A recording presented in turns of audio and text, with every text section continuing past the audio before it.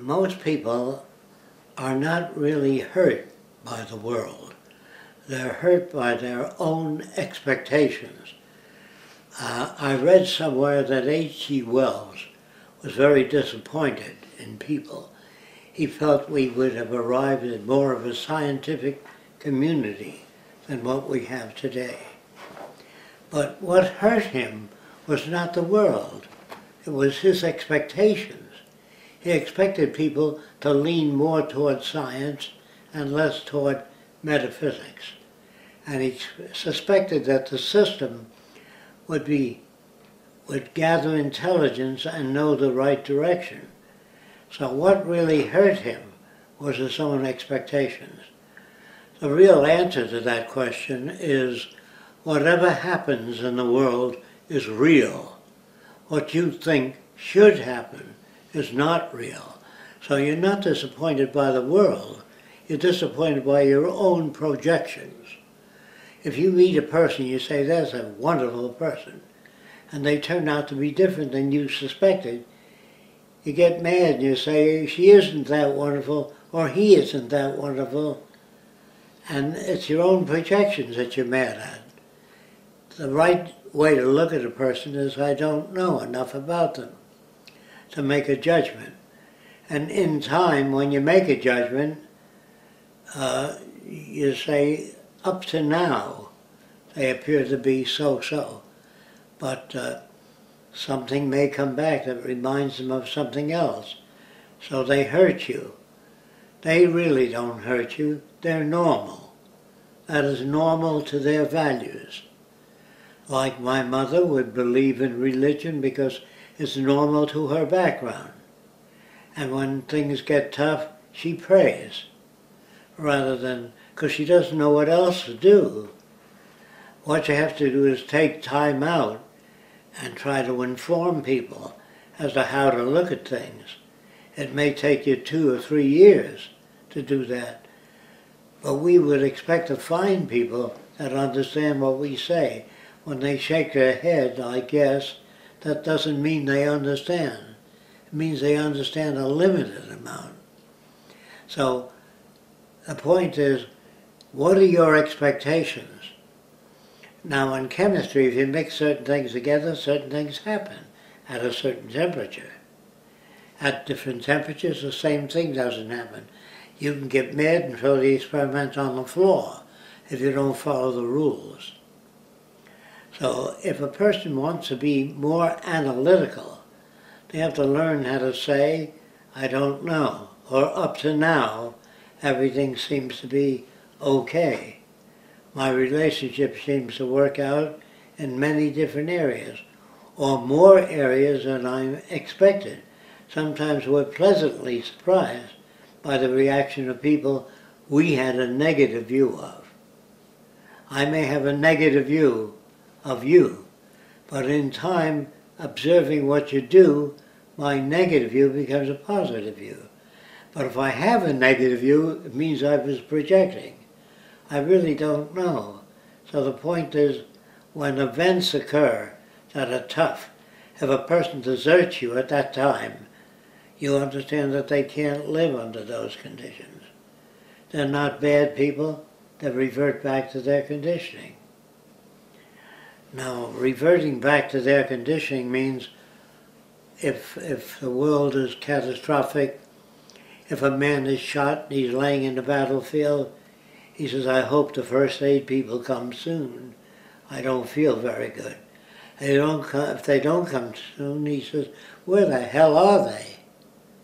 He expected them to come sooner, but they come as soon as they can come, whatever that is. And if you can't take it, you can swear all you want to. But if you continue to swear and continue to get angry, they're apt to arrive during that period.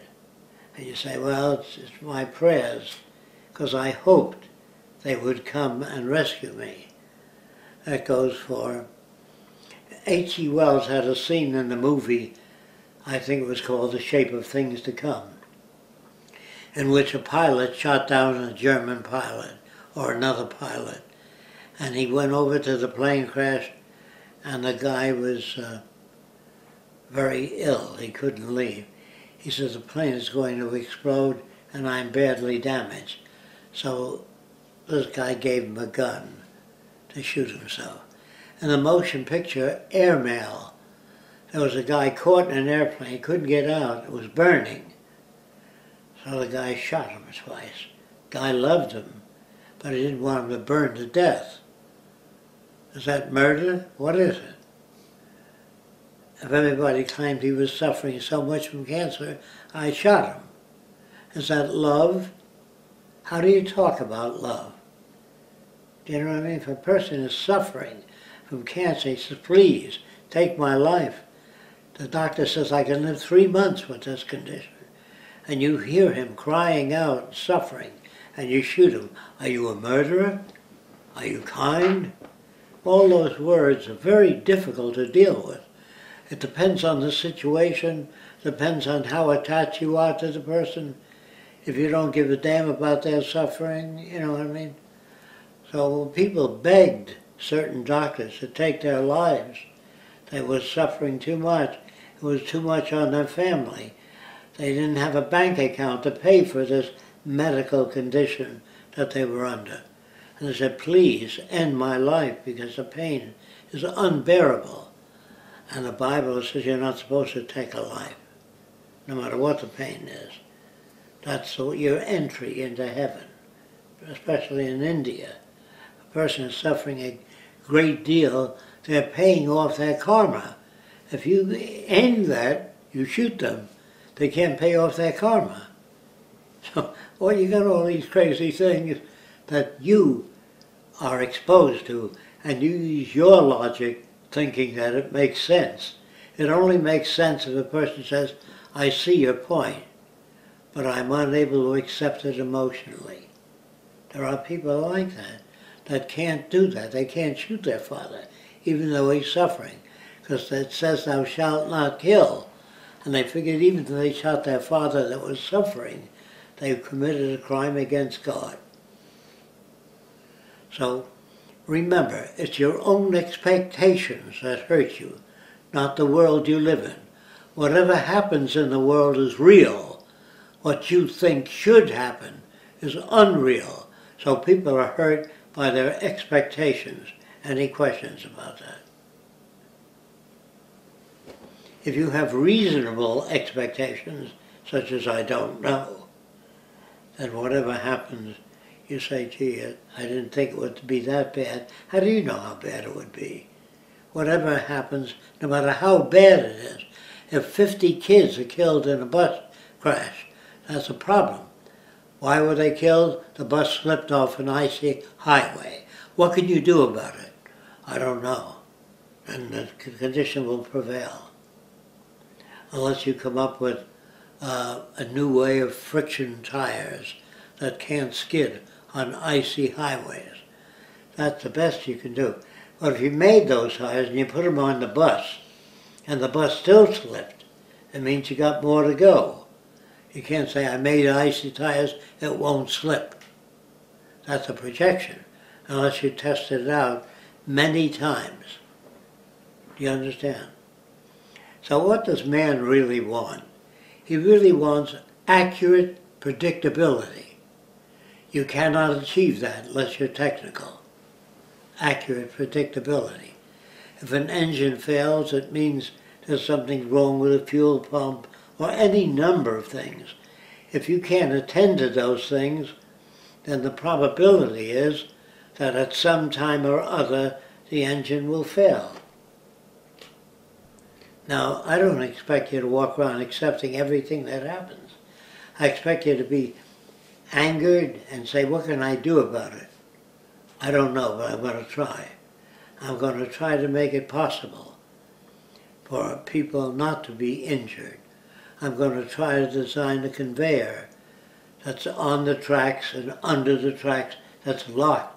So even in an amusement park, the loop can't go off the tracks because it's got underbraces. But the underbraces may be perfect, but the structure of the unit may not be. So to the ability of an individual to handle all those things It's very difficult.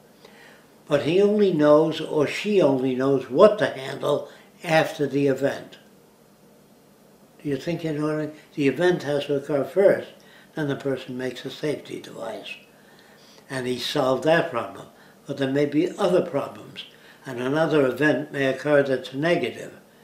And the person says, what can I do about it? I don't know enough about it. I'm going to read up on it and try to become familiar with the nature of the problem and try to solve it. And when a person says to you, have you solved it? This is the device I made in an attempt to solve it. Will it work? Well, according to the tests I did, it will. But in reality, it was cold and the oil didn't flow, so the thing wasn't lubricated and it didn't work. There are other factors you learn about later on. That's called after the facts. So some people get mad at technicians. They say, you're a technician, why did that thing fail? What do you suggest? Is what you put to that person. If they say, you designed that unit and it failed. Yes, it did fail. Apparently, I didn't know enough about solving that problem. What do you suggest? Don't get mad at me. What do you suggest? You've done nothing but expect me to solve the problem.